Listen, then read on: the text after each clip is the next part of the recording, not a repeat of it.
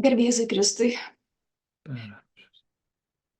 Sveikinu visus brolius ir seseris Advento laike ir labai dėkoju, kad pakvietėte pasidalinti tuo, ties kuo tenka laimė darbuotis. Aš norėčiau pradėti nuo štai tokio klausimo. Kaip Jūs manote, kokia šiandien yra mūsų Lietuvos katalikų bažnyčia? Kokia šiandien yra jos situacija?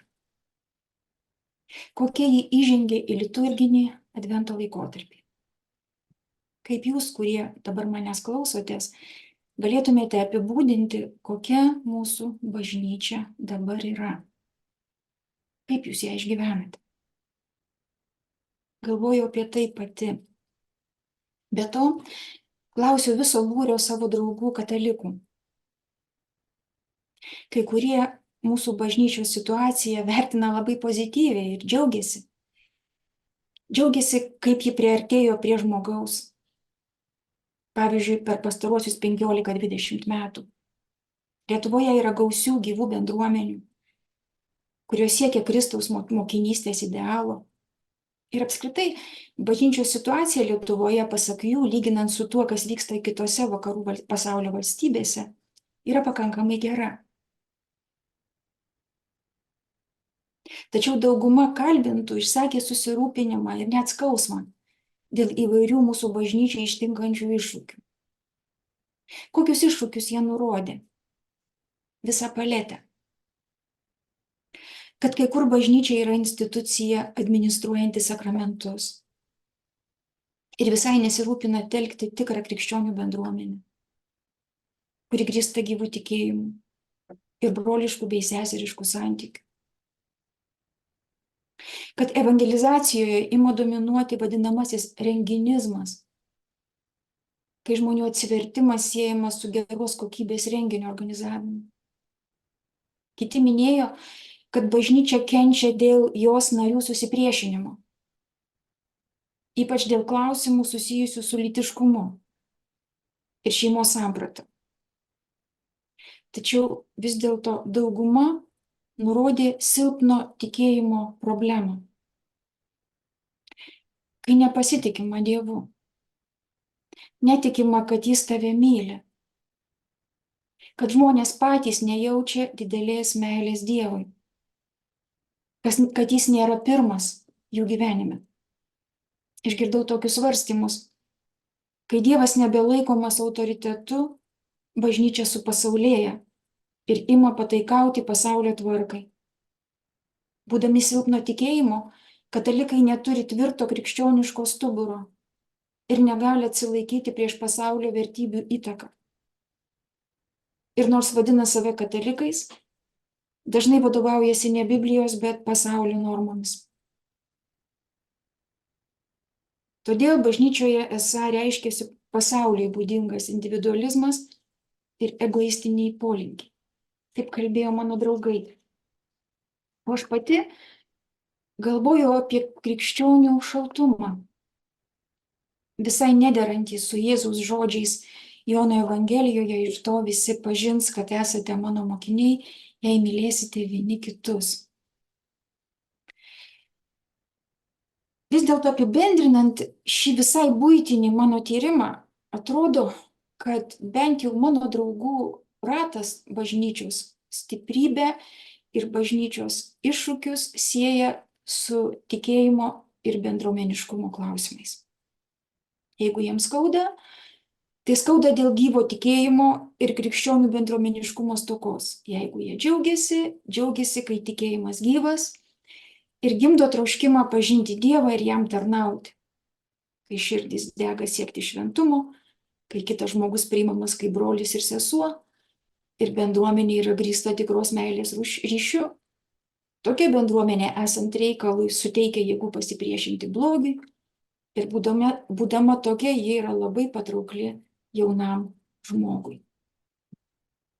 Apie tikėjimą ir bendruomenę šiandien ir norėčiau pakalbėti.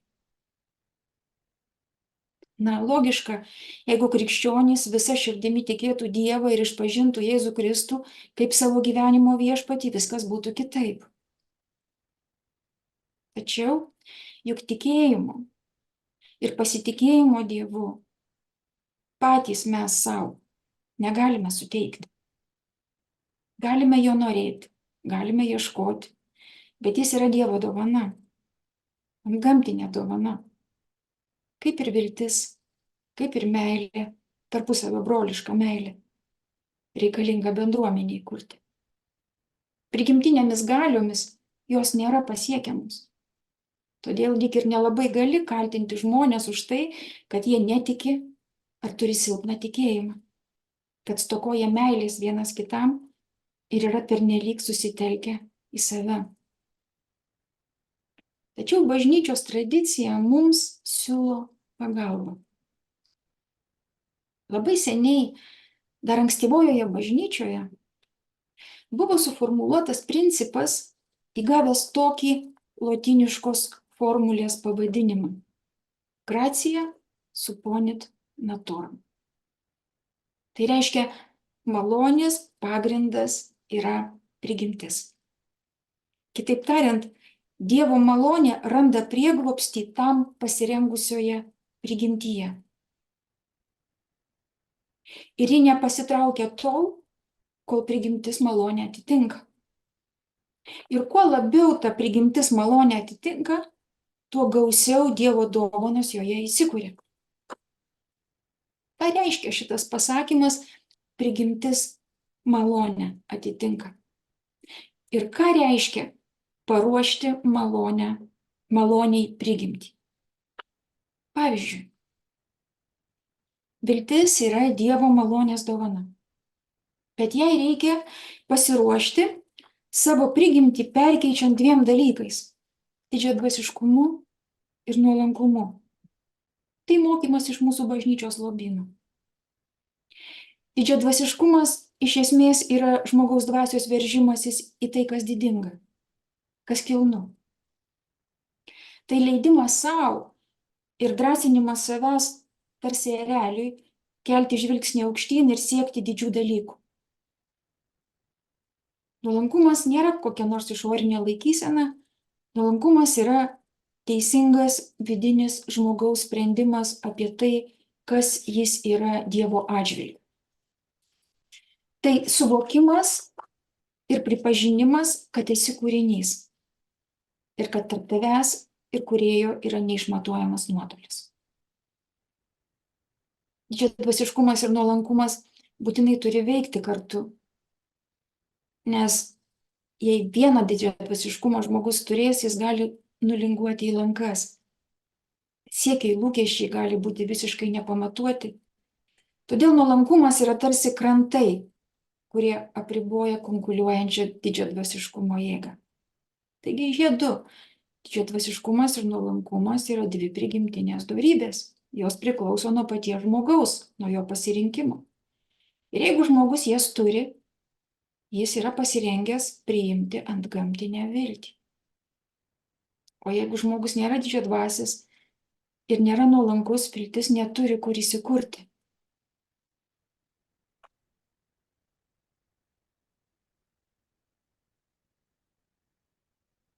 Dovanokit trupučiuką.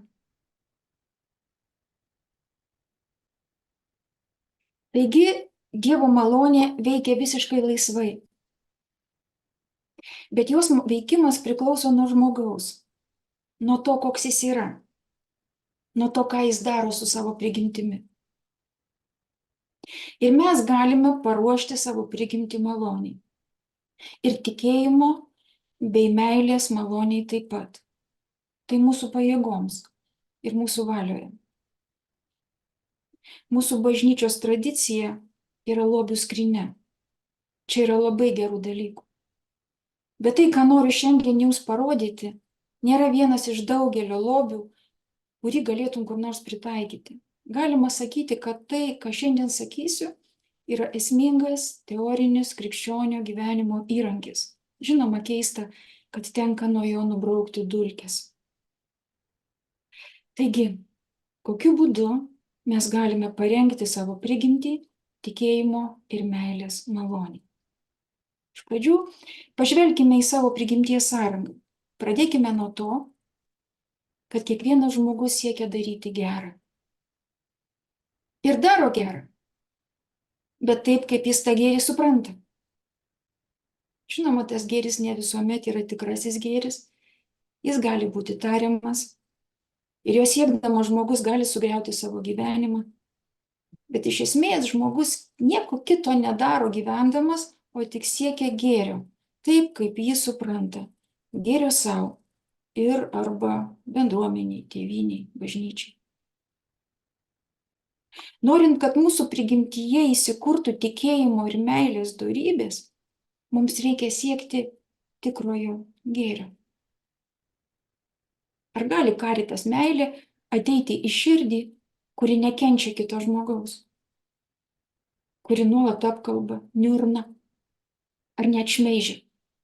Žinoma, ne. Dėl tokio pobūdžio dalykų lyg ir aišku. Bet kartais iš pažiūros geri veiksmai gali griauti žmogų. Pavyzdžiui, šiandien yra labai populiari tolerancijos arba pakantumo nuostata. Ji iš tiesų yra teisinga. Bet juntame, kad nuolat raginamas būti pakantus kitam ir kitaip manančiam, tu pamažu suvoki, jog privalai atsisakyti tiesos, kurią išpažįsti. Atsiranda tam tikras režimas, kai tiesa pati savaime tampa pavojinga, nes ji nesiderina su tolerancijos principu. Ji iš esmės netolerantiška. Tarsi tolerancija ir tiesa viena kitai prieštarautų, bet jos neprieštarauja. Tolerancija šaknyjasi pačioje tiesos prigimtyje, iš tikrųjų. Popiežius Benediktas XVI rašo: autentiška atsvara bet kuriai netolerancijos formai yra nukryžiuotasis Jėzus Kristus. Citatos pabaiga. Taigi, kaip atlikti iš tiesų gerus veiksmus? Ką daryti, kad mūsų daromas gėris būtų tikras? Vakarų kultūroje buvo įsitvirtinęs tam tikras metafizinis modelis, padedantis žmogui tinkamai įgyvendinti prigimtinį gėrio siekį. Šį modelį sudaro 3 idėjos, vadinamosios transcendentalijos – būtis, tiesa ir gėris. Pagal šį modelį gėris visiškai priklauso nuo tiesos, o tiesa nuo būties. Kitaip tariant, nuo tikrovės, kokia ji iš tikrųjų yra. Vadinasi, norėdami daryti tai, kas iš tikro gera, mes turime laikytis tiesos, kuri būtinai turi atitikti būtį, tai yra tikrovę, kokia ji yra. Jeigu tiesa tikrovės neatitinka, bet yra išgalvota ar iškreipta, tai, kas pagal ją bus daroma, nebus tikrasis gėris ir galiausiai griaus žmogų. Ši įžvalga nėra tik senovės filosofinių mokyklų išmonė. Ją grindžia pati šventojo rašto šerdis. Metafizinių idėjų būties, tiesos ir gėrio santykis yra kildinamas iš šventojo rašto. Iš švenčiausios trejybės asmenų santykių. Kaip sūnus, dieviškasis logos, žvelgia į tėvą, paklūsta jam ir vykdo jo valią. Taip ir tiesa yra visiškai subordinuota būčiai ir kalba tik apie ją. Kaip šventoji dvasia veikia įgyvendindama tėvo ir sūnaus valią, guosdama, patardama, mokydama ar įkvėpdama. Taip gėrio idėja visiškai priklauso nuo tiesos ir būties idėjų. Kita vertus, juk tėvas yra būties davėjas. Sūnus yra dieviškasis žodis, kuriame yra visų kūrinių pirmavaizdžiai. Taigi, jame yra visų kūrinių tiesa. Kitaip tariant, jame slypi tai, kokie pagal Dievo sumanymą kūriniai turėtų būti. Šventoji dvasia yra gėrio įgyvendintoja pasaulyje. Be jos negalimas joks iš tiesų geras veiksmas. Taigi, vakarų metafizikos pamatuose slypi pati dieviškųjų asmenų trejybės tikrovė. Eikime toliau. Kaip visa tai siejasi su žmogumi? Žmogus gali atlikti iš tiesų gerus veiksmus, kurie jo negriautų ir leistų pilnai įgyvendinti savo prigimtį tada, kai jo protas yra išbaigiamas tiesa. Kitaip tariant, kai jis įgyja vadinamąją protingumo dorybę. Graikiškai phronesis, lotyniškai prudencija vadinama. Šitą neįprastą formuluotę reikia paaiškinti. Pirmiausia, protas ir protingumas nėra tas pats. Tai yra gana aišku. Protas, kurį gimdamas turi žmogus, vis dėlto nėra pakankamas geriausių būdų nugyventi savo gyvenimą. Todėl žmonės ugdomi vaikystėje šeimos narių, po to mokyklose. Be to, jie išgyvena įvairias patirtis ir taip gauna daug žinių apie tikrovę. Bet aiškiai nepakankamai. Antraip neturėtume tiek nenusisekusių gyvenimų. Kartais net ypatingai ištobulinę protą ir turintys labai daug patirties žmonės sugriauna savo, o neretai ir kitų gyvenimus.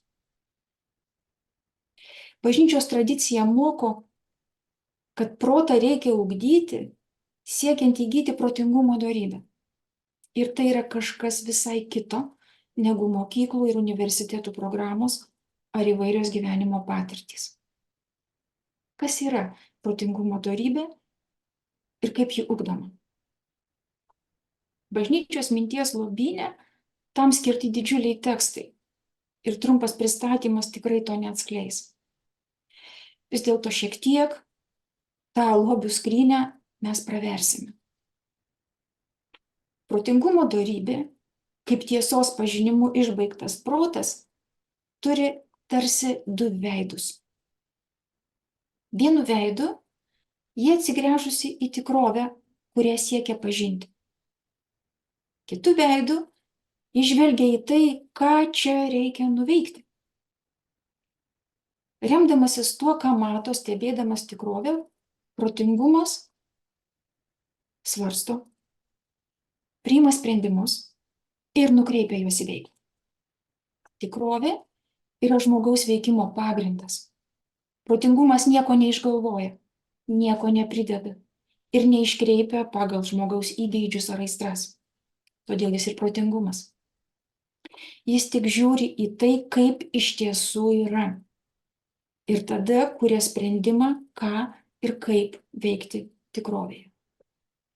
O tikrovė yra dvejopa. Ją sudaro dvi sritys. Pirmoji tai konkrečios situacijos, kuriuose žmogus nuolat buvoja. Faktai, patirtys, veiklos, susitikimai, bendrystės ir taip toliau. Iš esmės tai, ką mes labiausiai linkę laikyti savo tikrovę. Bet yra ir kita tikrovė, nemažiau svarbi. Tai vadinamieji bendrieji principai. Kas tai yra? Bendrieji principai tai apreiškimo tiesos. Tai dekalogas. Tai yra tai, kas vadinama prigimtiniu įstatymu, kuris įrašytas žmogaus prigimtyje ir kurį skaitydamas žmogus gali daug išmokti. Pavyzdžiui, kad jis yra kūrinys, visiškai priklausomas nuo savo kūrėjo. Bendrasis yra ir principas gėrio siek, blogio venk. Taip pat principas, kad žmogus niekada negali būti laikomas tik priemonė, nes jis yra tikslas pats savaime ir panašiai. Bendrųjų principų tikrovė nemažiau svarbi negu konkreti situacija. Ir mūsų patirtys nėra svarbesnės už ją. Tinkamam žmogaus veikimui reikia atsižvelgti į abi tikrovės. Jeigu remsimės tik viena, gero sprendimo nebus. Pavyzdžiui, patys katalikai neretai ima kalbėti. Pažįstu homoseksualius žmonės. Jie puikūs mano draugai. Jie myli ir gerbia vienas kitą, netgi labiau negu kai kurie santuokoje gyvenantys vyrai ir moterys. Ir aš juos suprantu. Mes džiaugiame šeimą. Kodėl neleisti šitą gerybę džiaugtis ir jiems? Kodėl mes priešinamės, kad jie būtų šeima? Ir kodėl tokioje sveikoje emocinių požiūrių aplinkoje negalėtų augti vaikai? Iš ko kyla tokios mintys?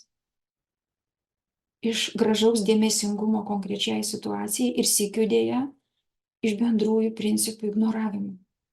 O to neturėtų būti. Popiežiaus Benedikto XVI knygoje Kas yra krikščionybė skaitome. Dekalogas yra biblinio tikėjimo į Dievą taikymas žmogaus gyvenimui.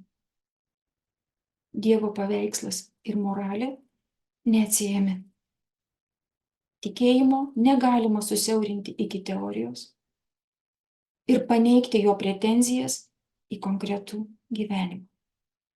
Kitaip tariant, žmogus negali laikyti savęs krikščioniu, jei nepaiso moralės principų. Jeigu jis juos ignoruoja, gerai tikrai nebus. Bet prastai yra ir tada, jeigu žmogus mato tik bendruosius principus, tik taisyklės ir nemato konkrečios situacijos, konkretaus žmogaus. Taigi protingumas reikalauja matyti abi tikrovės sritis. Beje, manau, dalis nesutarimų mūsų bažnyčioje yra susijęs su tuo, kad ignoruojama kuri nors iš šių sričių – bendrieji principai arba konkreti situacija.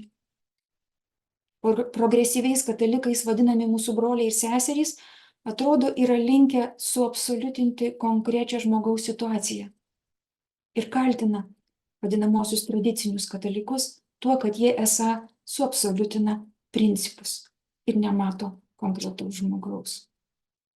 Bet protingumas reikalauja matyti abi tikrovės sritis. Jas apimti ir jomis remiantis daryti sprendimus yra labai nelengva. Kankiniesi, suki galvą ir nematai, ką daryti. Bet būtent ši pažinimo įtampa ir yra gyvenimas ugdant protingumo dorybę. Ką tu tuomet darai, kai nežinai, ką daryti? Kai nori elgtis teisingai ir sykiu matai žmogų. Tu šaukiesi į pagalbą Dievą. Ir būtent tokia įtampa išgyvenanti žmogaus prigimtis yra tinkamas pagrindas Dievo maloniai, kuri ateina ir nušviečia protui kelią į teisingą sprendimą. Ji dovanoja stipresnį tikėjimą ir didesnę meilę ir juose gimsta teisingas sprendimas. Bet protingumo dorybė turi ir kitą veidą. Dabar pamėginkime pažvelgti į jį. Protingumą, kuris nukreiptas į veiklą. Jeigu dėl protingumo dorybės mes atliekame tikrai gerus veiksmus, tie veiksmai iš esmės atitinka moralinės dorybės. Ir teisingumą, tvirtumą arba susivaldymą. Geri veiksmai yra teisingumo, tvirtumo arba susivaldymo veiksmai. Žinoma, mes galime padaryti įvairių gerų veiksmų ir vadiname juos visai kitais vardais. Pavyzdžiui, būti kantrūs, būti dosnūs, būti darbštūs ir taip toliau, ir taip toliau. Bet dar antikoje suformuotas ir mūsų bažnyčios perimtas mokymas visus šiuos ir kitus gerus veiksmus priskiria 4 pagrindinėms dorybėms – protingumui, teisingumui, tvirtumui ir susivaldymui. Šios 4 ir vadinamos kardinalinėmis. Nuo žodžio vyris, ant jų kaip ant vyrių laikosi geriausias įmanomas žmogaus gyvenimo projektas. Kantrybė priklauso tvirtumui, o dosnumas ir darbštumas teisingumui ir taip toliau. Žodžiu, visi mūsų geri veiksmai, kurie ugdo prigimtinės dorybės, gali būti priskirti kuriai nors iš šių 4. Dorybė yra auksinė sąvoka bažnyčios minties lobyne. Ugdydamas dorybės, žmogus tampa daugiausia, kuo jis gali būti. Dėl dorybių jis maksimaliai gali išplėtoti savo potencialą ir labiausiai būti. Būtent jos geriausiai paruošia mūsų prigimtį Dievo malonei. Ant jų vaisingiausiai įsikuria tikėjimas, viltis ir Dievo meilė. Šiuolaikiniam žmogui tai visai neakivaizdu. O gaila, nes tada jis tikrai nemato kelio į pilniausią savo buvimą, kiek leidžia jo prigimtis, ką jis pats savo jėgomis gali pasiekti. Nes dorybės yra geriausio savo gyvenimo projekto prielaida ir laimingiausio buvimo prielaida. Ar galima tai įrodyti? Iš dalies galima. Pirma, norint įgyti protingumą, kad matytume, kokio gėrio reikia siekti, mums reikia moralinių dorybių - teisingumo, tvirtumo ir susivaldymo. Protingumas ir moralinės dorybės yra susiję abiem kryptim. Iš vienos pusės dėl protingumo elgiuosi teisingai, tvirtai ir susivaldau. Ir jeigu nėra protingumo, žmogaus veiksmai gali būti tik tariamai teisingi, tariamai tvirti ir tik tariamai susivaldantis. Dorybių ten nėra. Iš kitos pusės teisingi, tvirti mano veiksmai bei susivaldymai tarsi išvalo akinius, pro kuriuos protas žiūri į tikrovę. Migla ima trauktis ir tiesa matosi ryškiau. Kaip tai įrodyti? Reikia pabandyti.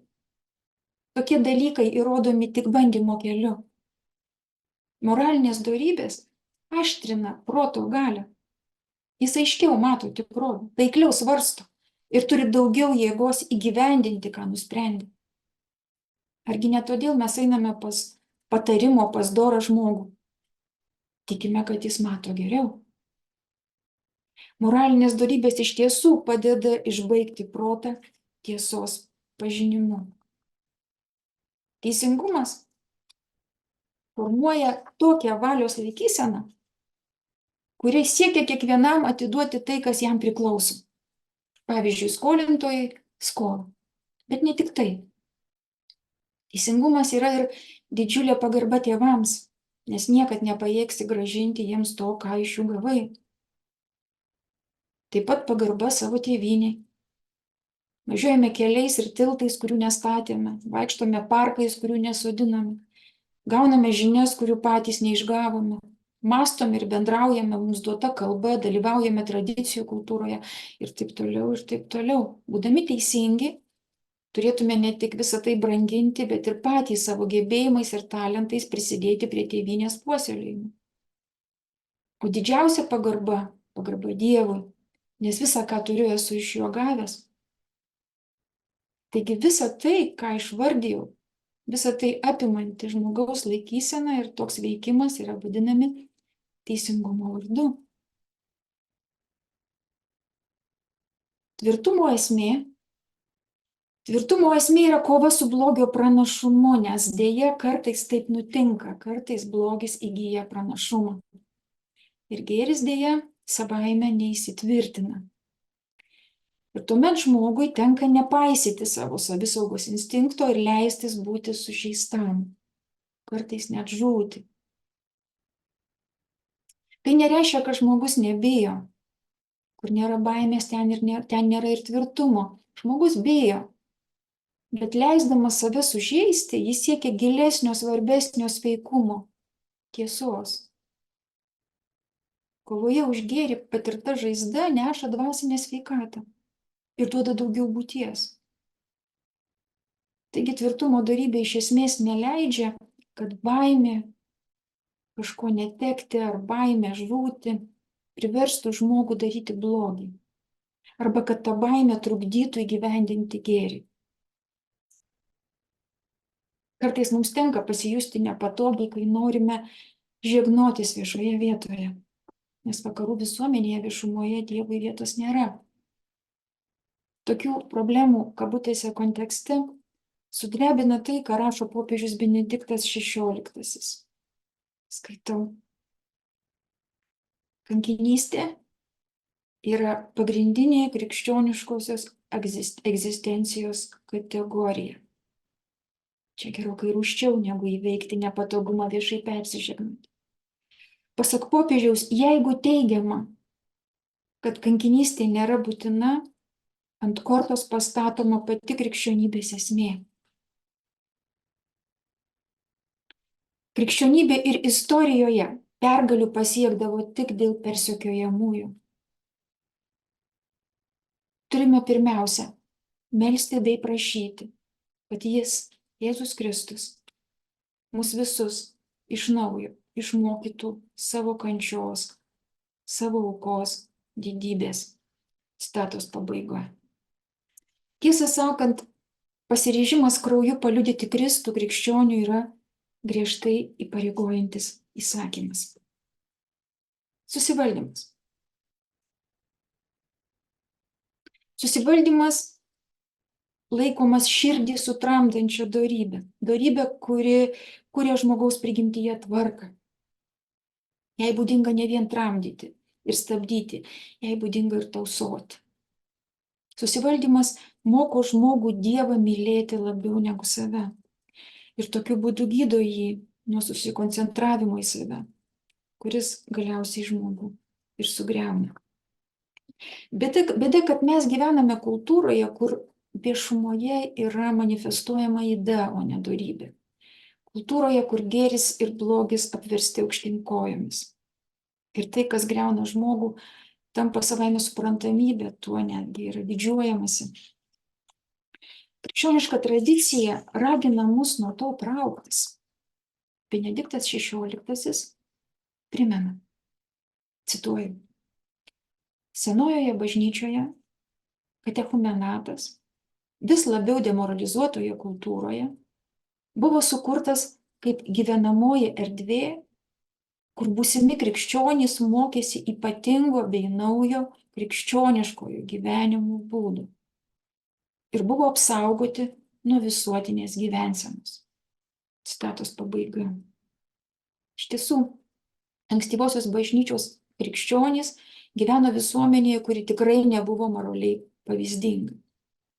Bet tuo metu katechumenatas buvo puikiai priemonė padėti žmogui paruošti savo prigimtį tikėjimo dovanai. Jis trukdavo iki 3 metų, tai buvo moralinio apsivalymo laikotarpis. Jis baigdavosi tuo, kad 7 gavėnios savaitės katechumenai nuolat gyvendavo bendruomenėje ir malda, pasninkų, naktiniais budėjimais ir atgaila ruošdavo savo prigimtį krikšto sakramentui. Krikščionys kūrė gyvenamąsias erdves, kurios buvo atsparios demoralizuotai kultūrai. Tai buvo būdas paruošti save tikėjimo dovanai ir sykiu būdas tikėjimą išsaugoti ir tikėjimą stiprinti. Taigi, norėdami galynėti su iššūkiais, kurie iškilia mūsų bažnyčiai, man atrodo, mes galime labai nemažai nuveikti. Mes galime siekti įgyti tiesos pažinimu išbaigtą protą ir ilgėtis Dievo malonės, kad ji nušviestų tą protą ir parodytų, ką mes turime daryti. Pabaigai, aš noriu kartu su jumis perskaityti kelis popiežiaus Benedikto XVI knygos Kas yra krikščionybė fragmentus, kurie tiesiog veda prie mūsų tikėjimo šerdies. Skaitau. Pirmutinė, pamatinė dovana, kurią mums siūlo tikėjimas, yra tikrumas, kad Dievas egzistuoja. Pasaulis be Dievo tegali būti pasaulis be prasmės. Be Dievo visa neturi nei tikslo, nei prasmės. Tada nėra jokių gėrio ar blogio matų. Viršų gali paimti tik tas, kas stipresnis už kitą. Vienintelis pradas tokiu atveju yra galia.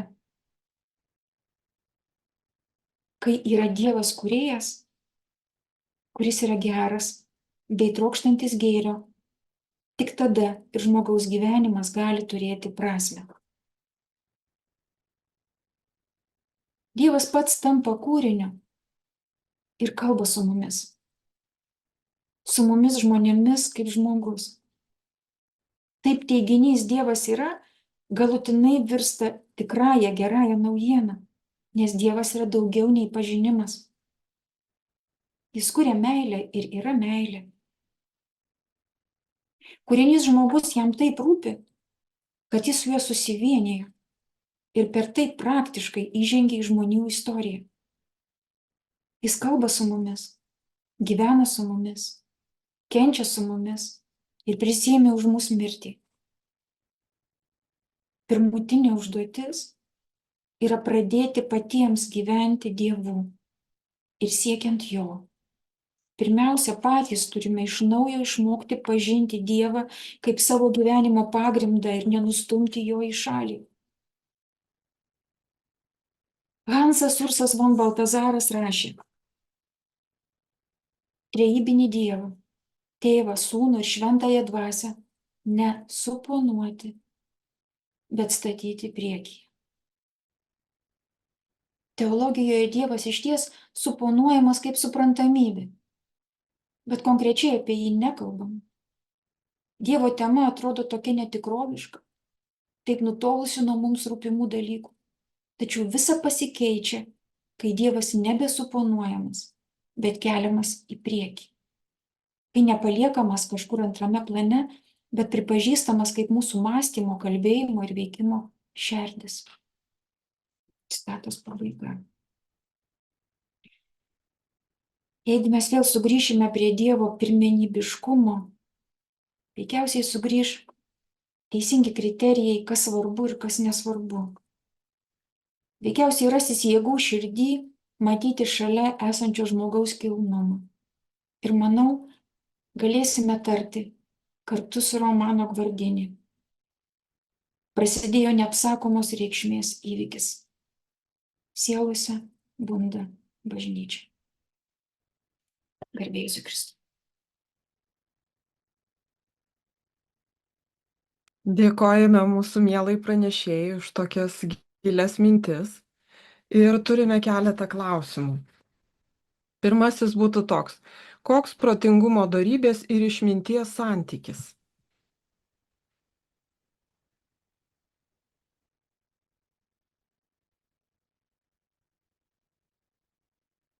Geras klausimas, rimtas. Idėjų istorikui tinkamas klausimas. Man norėtųsi atsakyti į jį taip, kad auditorijai būtų naudinga. Labai mažai dalykų pasakiau apie protingumo dorybę. Ir kai ekranuose matėte tą lentelę, kurioje buvo surašytos protingumo dorybės funkcijos, tai ten veikiausiai reikėtų prirašyti daug dar papildomų dalykų. Protingumas yra galia susijusi su praktinė veikla. Jis nukreiptas į praktinę veiklą. Jis skirtas tam, kad žmogus priimtų tinkamus sprendimus ir kad tai būtų geri sprendimai. Tačiau protingumui yra reikalingas visos tikrovės švytėjimas. Jam reikia matyti ne tik tai, kas yra šiapus. Jam reikia matyti ne tik tai konkrečias situacijas. Jam reikia matyti tikrovės visumą. Ir net tuos dalykus, kurie yra transcendentiniai, kuriuos sunku suprasti, sunku suvokti, sunku pažinti. Ir bažnyčios istorijoje šitas gebėjimas prasibrauti į transcendentinę sritį ir matyti dieviškuosius slėpinius buvo priskirtas vadinamajai išminties galiai. Toks priskirimas galioja nuo Platono laikų. Aristotelis, jo mokinys, darbavosi su protingumu, kuris skirtas praktiniai veiklai, o Platonas kalbėjo apie žmogaus poreikį žvelgti į dieviškąją sritį ir iš ten semtis žinių apie tikrąją tiesą ir tikrąją tikrovę. Krikščioniškoji tradicija šiuos du požiūrius tarsi sujungia. Žinoma, išmintis yra kažkokia aukštesnė, viršesnė, pranašesnė galia prieš protingumą, kuris skirtas praktiniams veiksmams atlikti. Bet ji be protingumo pati niekaip negali reikštis žmogaus gyvenime. Žmogus semėsi išminties ir išminties galios, ta prasme, jisai ima iš jos tas žinias, kurias jį gali skirti. Ar žmogus gali prieiti prie dieviškos tikrovės pažinimo? Bažnyčios tradicija pateikia būdus, savęs nutyrimo, savęs nuskaistinimo procesus, praktikas, kurios leidžia žmogui nuolankume, romume visiškame klusnume Dievui išgyventi tą veritatis splendor, slėpinių tiesos spindėjimą. Ačiū, Lina. Kitą turime klausimą. Kaip galėtų būti šiais laikais kuriamos katechumenato erdvės, kuriuose žmogus būtų ruošiamas priimti tikėjimo dovaną?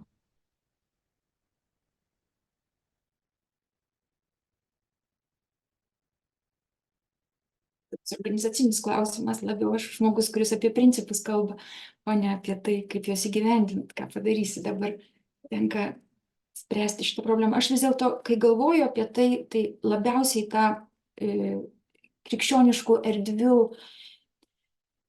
kūrimą ir matau labiausiai šeimose. Ir turint galvoj tam tikras vidinės regulas, kurias kiekviena šeima savo nustato dėl išorinių įtakų sumažinimo, filtravimo, dėl saugios moralinė prasme erdvės, kurioje galėtų sveikai augti vaikai ir patys suaugę galėtų ilsinti savo sielas. Ar šiandien bažnyčioje, kaip senovėje, katedros arba vyskupo valdose žmonės susiburdavo ir užsidarydavo nuo demoralizuotos visuomenės aukštomis sienomis ir ten gyvendavo savo tyrą, šventą, dorą gyvenimą. Vargu ar šiandien taip įmanoma, nebent laikinai.